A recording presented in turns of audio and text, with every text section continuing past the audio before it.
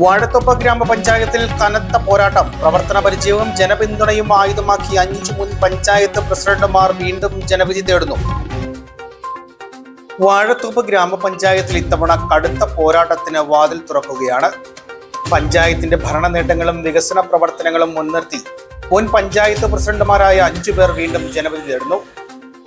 UDF നിന്ന് Rincy C V, Ancy Thomas, Celine Wilson എന്നിവരും LDF Prabha Thankachan, George Paul എന്നിവരുമാണ് മത്സരിക്കുന്നത്.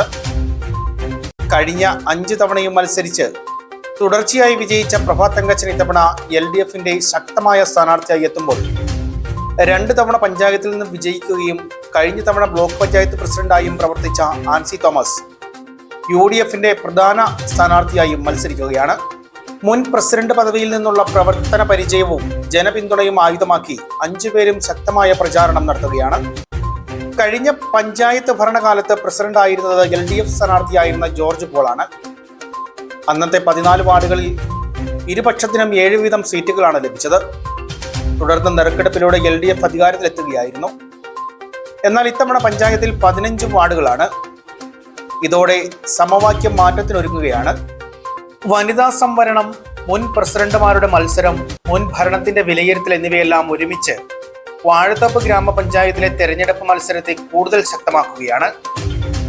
അടുത്ത ഭരണത്തിന് നേതൃത്വം നൽകുന്നത് ഏത് മുന്നണിയിലെ ഏത് സ്ഥാനാർത്ഥിയാകും എന്നത് ഇനി തീരുമാനിക്കുക വോട്ടർമാർ തന്നെയാണ്. Honesty news, Idukki.